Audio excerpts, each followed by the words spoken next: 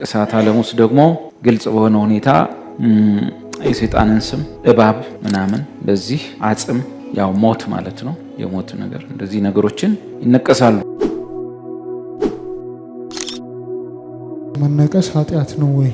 በብሉይ ኪዳን ዘመን ከታዘዘው ሕግ ባለፈ እንድትኖር ነው የተጠራኸው። እስራኤላውያን በዙሪያቸው ያሉ አህዛቦች ያላቸው ባህል አለ።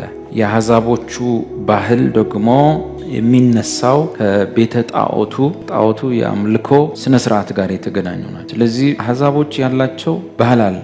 እስራኤልን እግዚአብሔር ከግብፅ ሲያወጣቸው አምጥቶ የሚያሰፍራቸው 7 መንግስታት ወይም ህዝቦች የነበሩበት የከነዓን ምድር ላይ በከነዓን ምድር የነበሩ ህዝቦች በኋላ የተደመሰሱት እና እስራኤል እንዲሰፍሩ የተደረገበት ህዝቦች ካልቸር አላቸው፣ ባህል አላቸው። ባህላቸው ደግሞ እንዲሁ ዝም ብሎ ባህል አይደለም። ለምሳሌ እኛ ሀገር ያሉ እናቶች እዚህ ጋር ንቅሳት ምናምን ታያል፣ ለውበት ብለው እስራኤል በሰፈሩበት ወይም ሊሰፍሩ በሚሄዱበት ምድር ላይ የነበሩት አሕዛቦች በገላቸው ላይ የመነቀስ ልማድ ያላቸው ሲሆን ልማዱ ግን ከውበት አንጻር እንደዚህ ሳይሆን ከባዕድ እምነት፣ ከጥንቆላ፣ ከመተት ከምናምን ጋር የተገናኙ ናቸው። እኛም ሀገር ላይ እንደሱ አይነት ንቅሳቶች አሉ።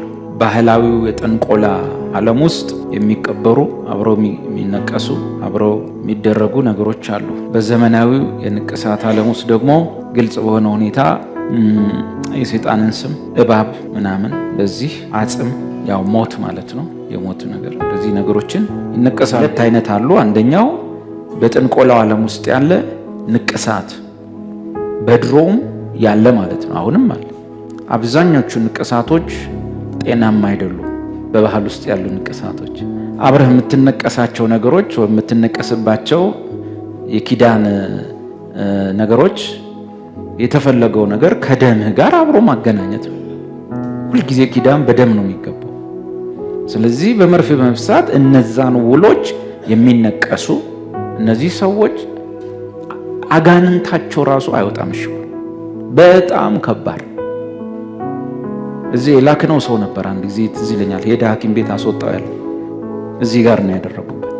ቄሶች መርጌታ፣ ደብተራ ምናምን የሚባሉ የተነቀሰ ካየህ ጳጳስም ብታይ አለ ችግር አለ። እንደዚሁም ብዙ ሰዎች በንቅሳት በኪዳን ዓለም ውስጥ ይደባለቃሉ። ሁለተኛው ንቅሳት ስነ ውበት ነው። ብዙ እናቶቻችን ከባህል የተነሳ የሚነቀሱት ንቅሳት ለመዋብ ብለው ሴቶቹ እንሶስላቸውን ይቀባሉ፣ ንቅሳታቸውን ለውበት ብለው።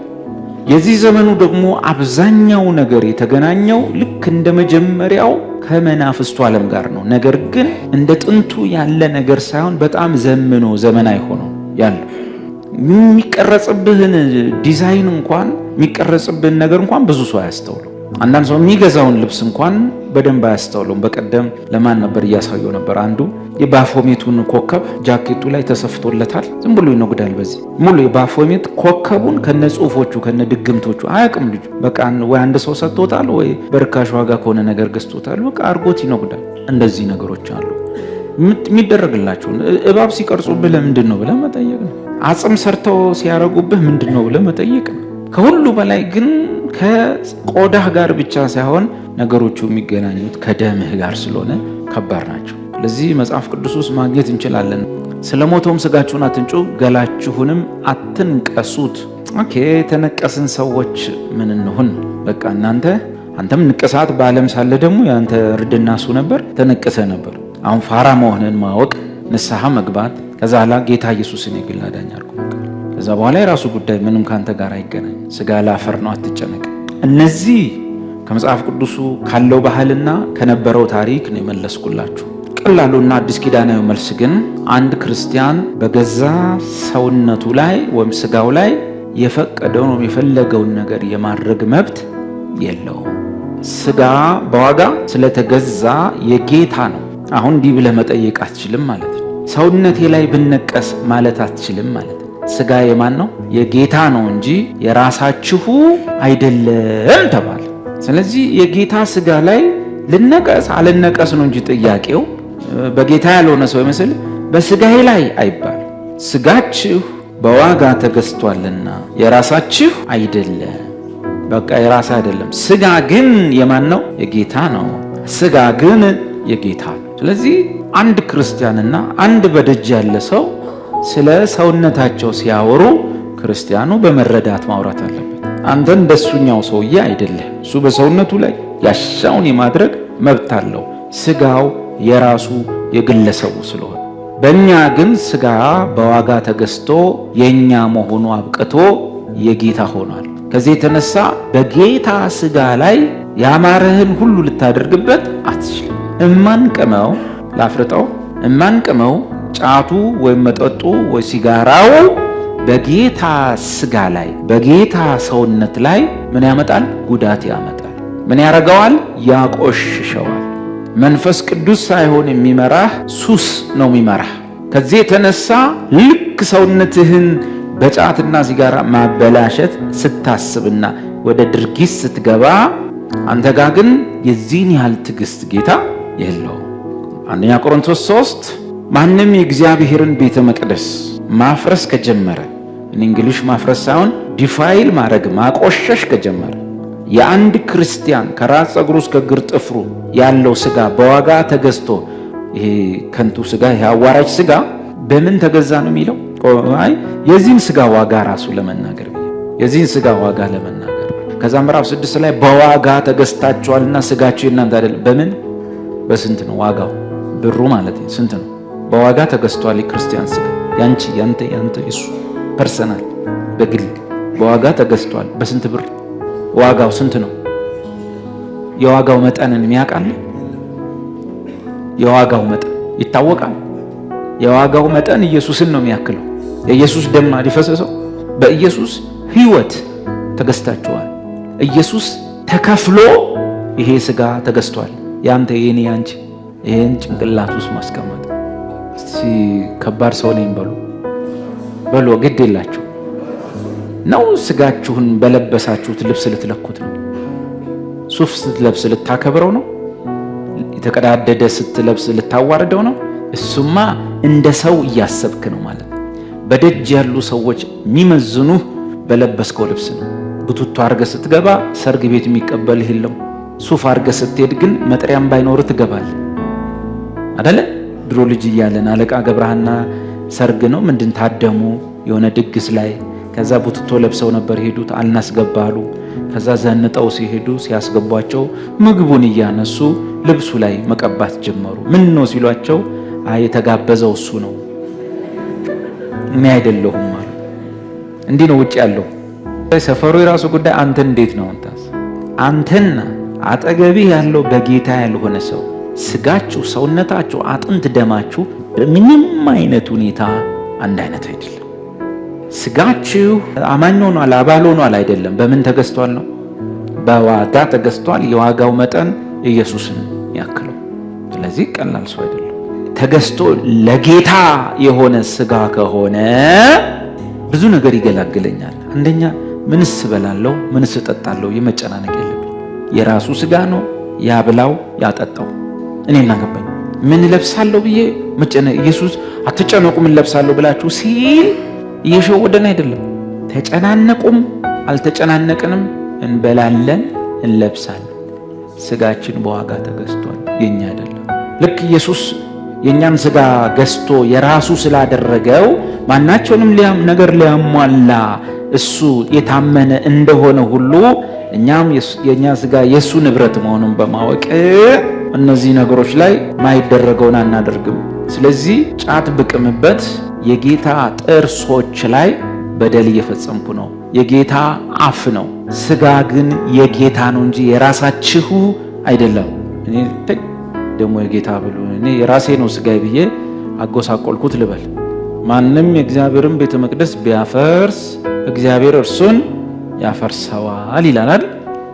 ማለት ከፈረሰ ምን ያፈርሰዋል? ፈረሰ እኮ ቤቱ።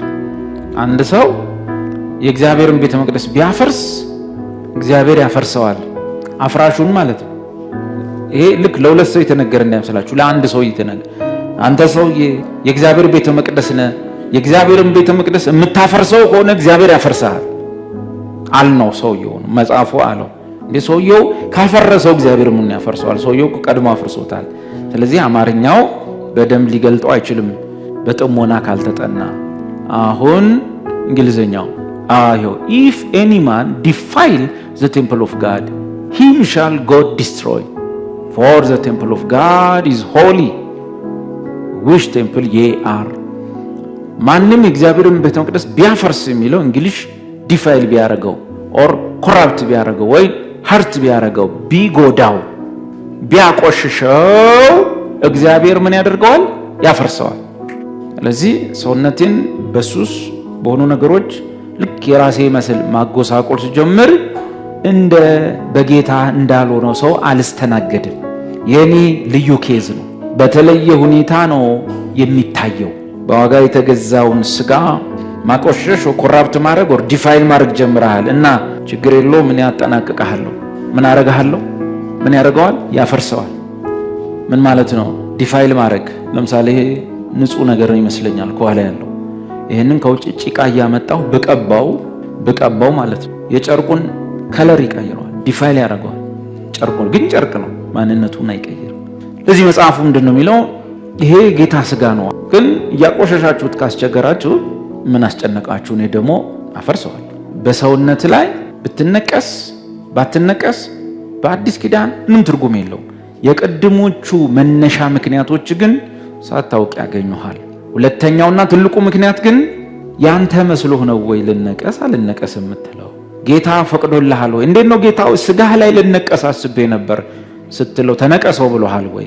ለዚህ አንዳች ነገር የማድረግ መብት የለህም ጌታ ካልፈቀደልህ በስተቀር አንዳች ነገር። ለምሳሌ አንዳንድ ወንድሞች ጾም ጸሎት ብለው ከእህል ተከልክለው ፊታቸው አሸቦ መስሎ አፋቸው ከሩቅ እየሸተተ ጨጓራቸው አልሰር ካንሰር እስኪይዘው ምን ሊፈጥሩ እንደሆነ በርዘክተው ይጸልያሉ። ጨጓራን የሚልጥ አልሰር ካንሰር ነው ምናምን የሚያስይዝ ጾም ጥርስን ሳትቦርሸው ለሳምንታት ለወራት መቆየት ያስቀጣል። አንድ ክርስቲያን ሰውነቱን ሊጎሳቆል ወይም ሰውነቱን ኬር ሊያደርግ የማይችልበት አጋጣሚ በአንድ ነገር ብቻ ነው፣ ስለ ወንጌል በሚመጣ መከራ ጊዜ ብቻ። በዚያ ከሆነ መልካም። ከዚያ ውጭ ግን መከራ ብትቀበሉ ምን ትርፋላችሁ? መከራ መቀበልና መከራውን መካፈል ይለያያል። ብዙ ሰው ከእውቀት ማነስ የተነሳ ዝም ብሎ መከራ ይቀበልና የጌታ ፈቃድ ይሁን ብለን ዝም አልን ይላል። ጥቅሱም አይሄድም። መከራ መቀበል መጽሐፍ ቅዱስ አይደለም፣ መከራውን መካፈል ነው መጽሐፍ ቅዱስ። ምን ማለት ነው? ኢየሱስ አንድ ክርስቲያን አገር ሰላም እስከሆነ ሕግ እስካለ ተሰርቶ እስከሚበላበት ዘመን ድረስ እንዲሰራ፣ እንዲበላ፣ እንዲጠጣ፣ እንዲወልድ፣ እንዲያስተዳድር፣ እንዲኖር፣ እንዲሰፋ፣ እንዲያርግ ፈቅዶለታል። መከራ መቀበል ያለብን በሁለቱ ነገሮች ብቻ ነው፣ ስለ ስሜና ስለ ወንጌል። መከራ ብትቀበሉ ትርፋለሁ። ስለ ስሙና ስለ ወንጌል ብቻ የሚመጣ ነገር ካለ በስደት በመከራ ውስጥ በጉዞ በረሃብ በጥማት ሰውነታችን ሊጎሳቆል ይችላል። ያ ትርፋለሁ። በአገር ሰላም ግን ማትቦርሽ ከሆነ በአገር ሰላም ግን ስለ ወንጌል ሳይሆን ሰነፍ ስለሆንክ ማታጸዳ ከሆነ ራስህን አብዮታዊ እርምጃ ይወሰዳል በጌታ። ለዚህ የድሮ ክርስቲያኖች ብልጥ ናቸው። ዝም ብለው ጴጥሮስ ራሷል ዝም ብላችሁ መከራ ብትቀበሉ ምን ጥቅም አለው? ምንድነው ዝም ማለት እዚህ ምድር ላይ ባለው ነገር ወዲያና ወዲህ ስትሉ መከራ መቀበል ምንም ትርፍ የለው ማለት ስለ ወንጌል ካልሆነ። የቀደሙ ክርስቲያኖች በደህናው ጊዜ ሰራሰራ፣ አገር ሰላም ሲሆን ሰራሰራ፣ ቄሳር ሲፈቅድላቸው ሰራሰራ፣ በጣም ጎበዞች ናቸው። አይ በወንጌል ምክንያት አምልኮ ተከልክሏል፣ ክርስቲያኖች እየታሰሩ ነው ሲባል ሁሉ ሊተው ሬዲ ናቸው። ስለ ስሙና ስለ ወንጌል መከራን የሚቀበል በዚህም 100 እጥፍ በዚያኛውም ያንን ክብር ያለው ህይወት እንደሚቀበሉ ሹር ስለሆኑ ወደ ኋላ ይል። ህግ ባለበት አገር ሰላም በሆነበት መንግስት ባለበት ዘመን ላይ አንድ ክርስቲያን ጤንነቱን ማይጠብቅ ከሆነ ይሄኛው ጥቅስ ይመጣል። ኦኬ ዲፋይል መታረገው ከሆነ ኬር ማታረግለት ከሆነ ስጋ የራስ መስሎ እንደፈለክ ምትነዳው ከሆነ ትስተናገዳለህ። ቀላል ነው። አስተናግዷቸውም አይተናል። ቆሮንቶስ ላይ አያሌዎች አንቀላፍተዋል። ራእይ መጽሐፍ ላይ ጎበዝ ሐዋርያት ከመሬት ተነስተው በአገር ሰላም ችግርን እየጠቀሱ መከራን እየጠቀሱ ረሃብን እንደ ጽድቅ እየቆጠሩ መጎሳቆልን የክርስትና መልክ መስሏቸው ለሚሉ ሰዎች ኖ እንዲህ አርጋችሁ መከራ ብትገቡ ምንም እንትን የለውም። እኛ መከራ የምንቀበለው ስለ ስሙን ከተቀበልን ስለ ስሙን ብለው የሚያምኑቱ እስቲ ሐዋርያው ዮሐንስ መከራ ዝም ብሎ ነው የሚቀበለው ወይስ መከራውን ነው የሚካፈለው? ራእይ መጽሐፍ ቁጥር 9 ምዕራፍ 1 እኔ ወንድማችሁ የሆንኩ ከናንተም ጋር አብሬ መከራውንና መንግስቱን የኢየሱስ ክርስቶስንም ትዕግስት የምካፈል ዮሐንስ ስለ እግዚአብሔር ቃልና ስለ ኢየሱስ ምስክር ፍጥሞ የምትባል ደሴት ነበሩ። መከራውንና መንግስቱን በጣም ብልሶ መከራውን እካፈላለሁ ምን አስቦ ወደፊት ምኑን መንግስቱን ስለምካፈል እስከዚያ ደግሞ ኢየሱስን በትዕግስት እየጠበቀ ነው። እኔ ምኑን እካፈላለሁ? ትዕግስቱን የኢየሱስ ክርስቶስንም ትዕግስት የምካፈል።